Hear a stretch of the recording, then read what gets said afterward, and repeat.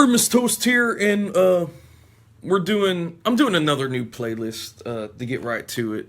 As you can see by the piece of paper I held up, uh, and forgive me for my hair. I just woke up. It's a little flat. As you can see how bright it is in here. It's I usually upload my videos at night. This one's it's morning. But as you can see by this piece of paper I held up, I'm gonna give my thoughts on movies and TV shows. As a new playlist. If you watched, I did. I'm gonna add it to the playlist, but I did. My feelings on the Stranger Things ending on a video a couple weeks ago, I believe. But this is what brought me to to do this new playlist is I'm about halfway through the movie Suicide Squad at this very moment. Not the moment that you're watching this video. Hopefully, I finished it by then. Hopefully, I can get through it. There was a lot of hype around this movie. If you're breathing, you could see that superhero movies are big. They're all.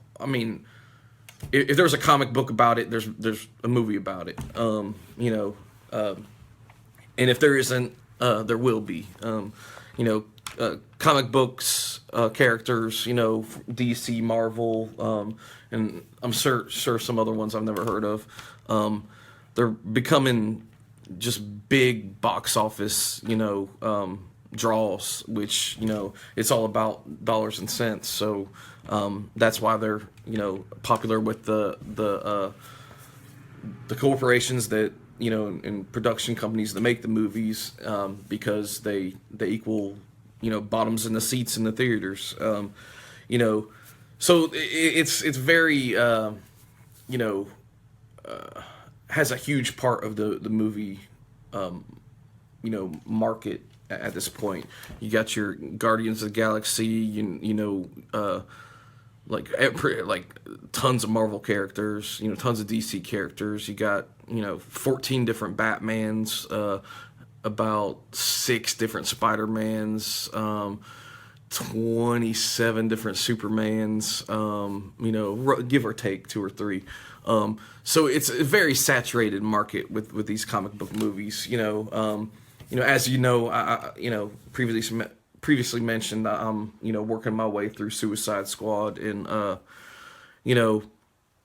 as with all these movies, there's very high expectations. They're gonna make the dollars, man. There's no doubt about it. This is what's hot right now. They just have to make the movie. It doesn't even have to be good, and which is why I'm bringing up the movie that I'm battling through. Right now is Suicide Squad. Once again, very high expectations. I understand that there's got to be I got to allow myself a little room for leeway, a little when it comes to expectations of a movie. Nothing ever, if a movie is like a big global draw, if you're a big fan of movies, it doesn't necessarily mean that you're gonna like it, which is kind of the case in point here. I like a really good movie, not I enjoy, not that I don't enjoy action movies, with explosions and stuff like that, but a good storyline, good editing, good directing, good acting,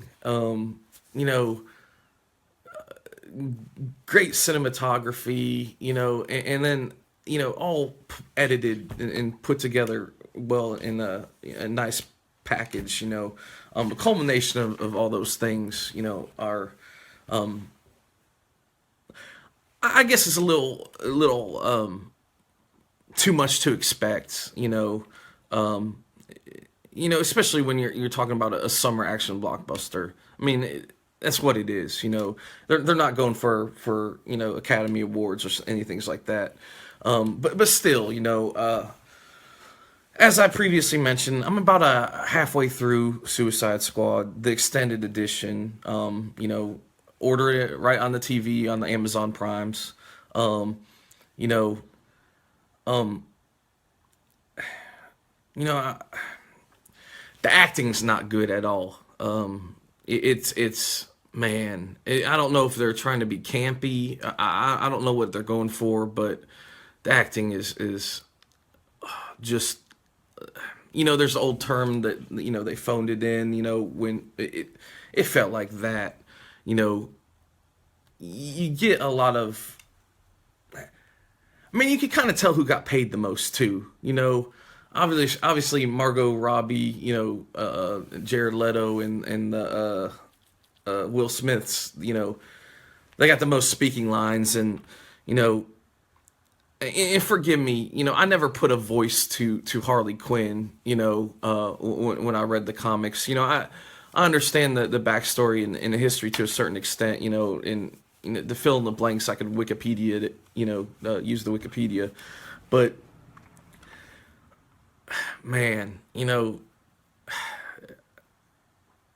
I really, it's too, yeah.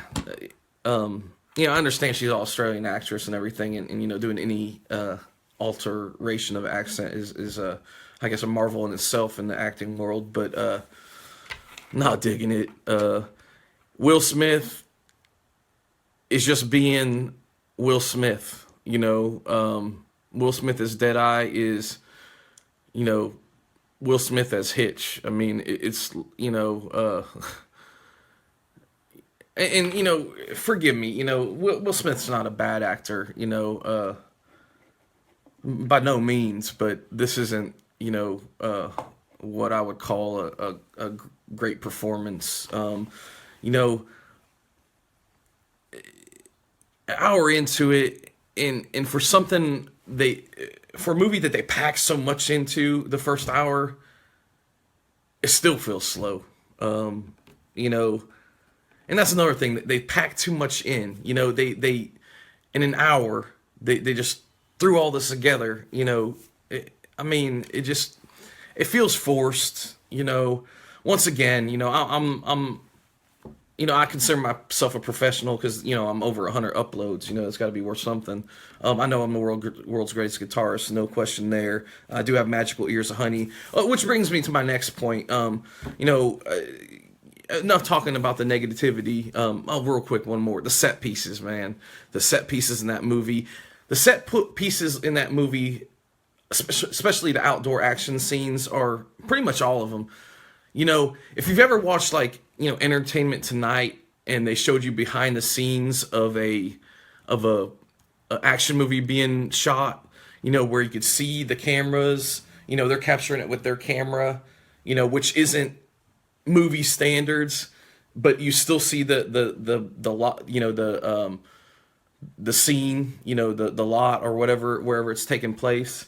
You still see that on the Entertainment Tonight camera.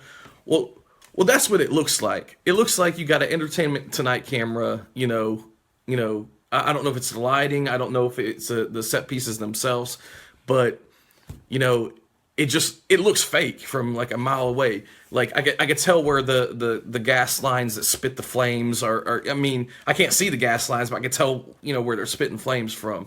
It's not look. The set pieces don't look very natural. They look like set pieces for an action movie. Well, anyway, and sorry, got on another negative tangent.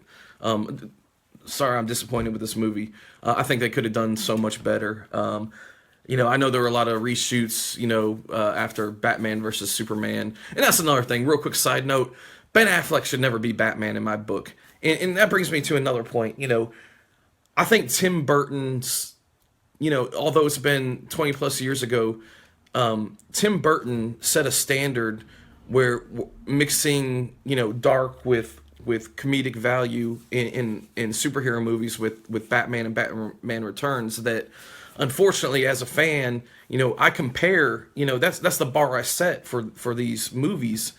And I know modern effects and everything has gotten better, but those two movies, as far as like superhero action movies, they're the level 14. Like I'm a level 14 guitarist, man. It's tough to match, and unfortunately, being someone that compares it to those things, you know, comparing new movies to 1989's Batman and 1992's Batman Returns, pretty sure I'm right on the years. Tim Burton's creations. That's a very, very high bar that was set, and unfortunately, I don't feel Suicide Squad's met that. Couple quick side notes, and I will say something positive eventually. Jared Leto's Joker, thus far, I've seen maybe like minute and a half of him on screen. It's not bad, you know. Jack Nicholson and late Heath Ledger's Jokers. Everybody takes their own take on the Joker. Even go back to Cesar Romero. I have yet to, and even Mark Hamill, doing the voice in the animated things. I have yet to see what I feel is a bad Joker. It's not exactly comparing apples to apples, although they're the same character, they're different interpretations on it, set for different times and different versions of the same, DC universe, I guess. But I don't think Jared Leto's Joker is bad by any means. To the positive, thus far, the soundtrack has been all kinds of awesome. The songs themselves, so far, great soundtrack. Glad I could say something positive. I'm a little bit more than halfway through the movie, so I don't know if this movie changes my mind. I'll do a new upload, but thus far, an hour into it. Usually, if a movie doesn't have me within the first 15-20 minutes, it never does. But new series, my thoughts on movies and TV shows. I already give my thoughts on music. New playlist. This will be the second video. Follow me on the Twitters. Artemis Toast out.